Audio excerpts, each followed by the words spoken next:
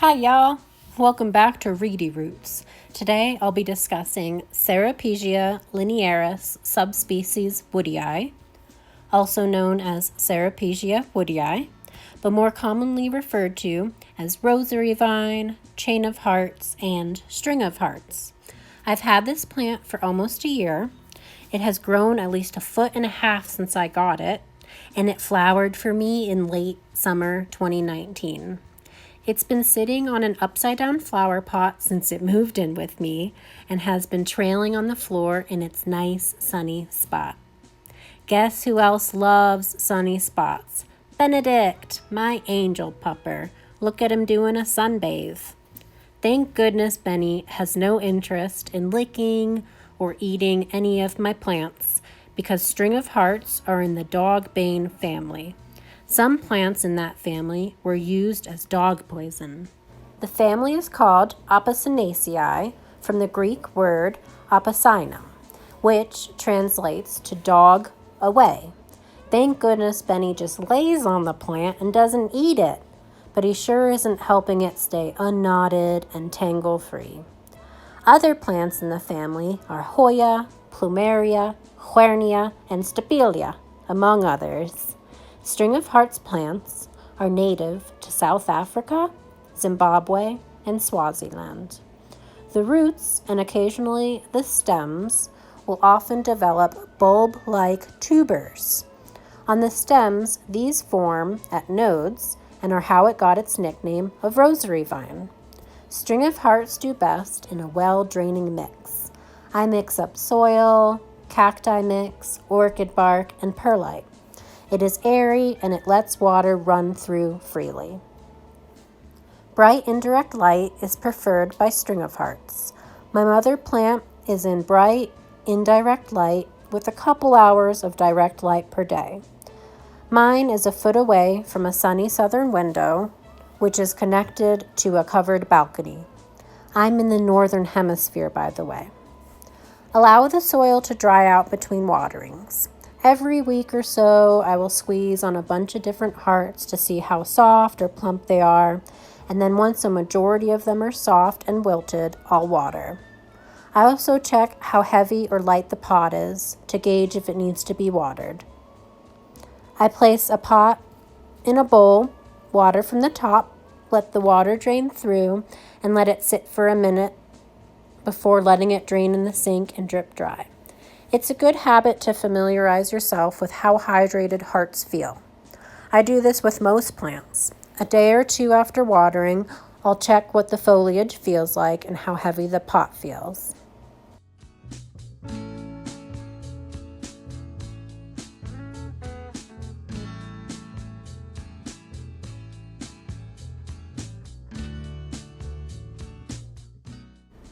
All right. So I have some planty projects to work on with this plant. Because it's just been growing and creeping along the floor instead of hanging, it got all tangled up. It's just one big, huge mat. So I'll untangle and document the task. For anyone who doesn't know, String of Hearts tangle so easily, but untangling them is not an easy feat. It is very tedious. I did not film myself untangling the huge dreadlock because I don't think you need to see almost 2 hours of me scowling. Do you? The task took 1 hour and 45 minutes, but it was totally worth it. Please enjoy this progress footage.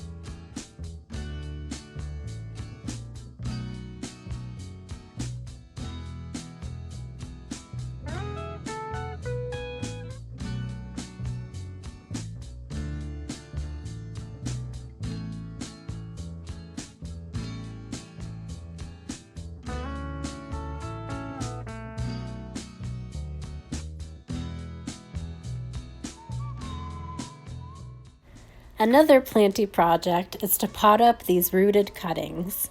They've been rooting in water for about a month or so. I like to root Stringofhearts in chunky soil as well. I've been successful with both techniques. Water propagating is fun though, because you get to see the roots growing. Be mindful though of the difference between water roots and soil roots. Water propagations will usually root faster than soil propagations, but water roots will sometimes have a tougher time adjusting to soil once they are potted up. If you have a water propagation you're potting up, you will need to water it more often at first while they're adjusting and growing soil roots. Here's a picture of one of the water propagations that grew a tuber for me. It's pretty cool.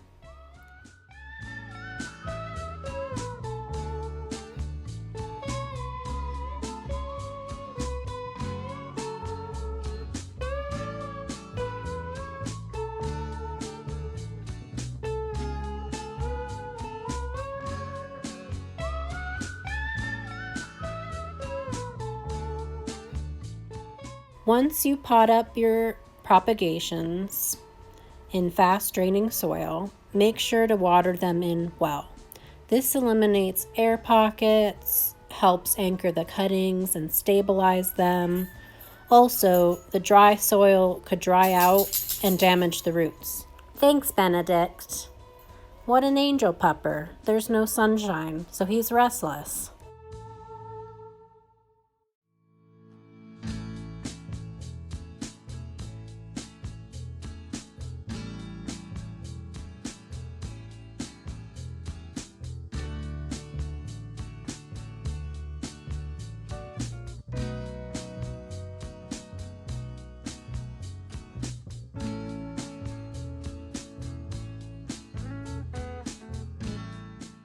Here are all the crispy bits and dead bits I pruned from the mother plant when I was untangling her. Not too bad. And surprisingly, there was only one casualty when I was untangling her. So I'll create new cuttings and propagate those because I love new plant. Who doesn't love free plants?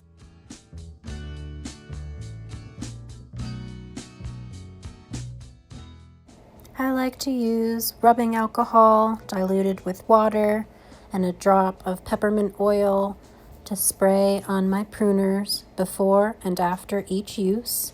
That way I'm not transmitting any fungal or bacterial infections between different plants. Cut the pieces below the node. I have one node per cutting, and you'll want to remove the lower leaves so they don't rot in the water or the soil if you're propagating in soil. I'll be propagating in water for this project.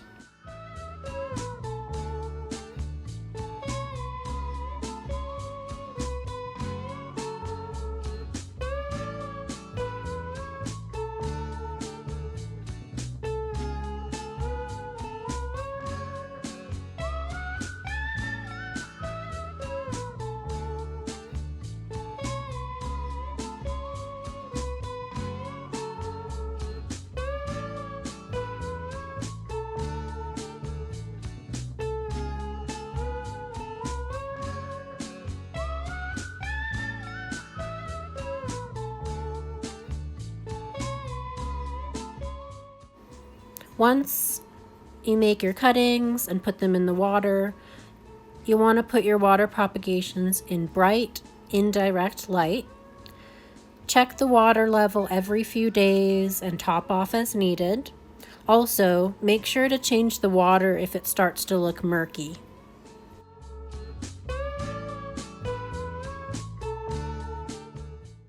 Stringofhearts is one of the cutest hanging plants to add to any living space. Who doesn't love this evergreen, succulent, trailing vine with heart-shaped leaves? Let me know what you think in the comments below. Bye!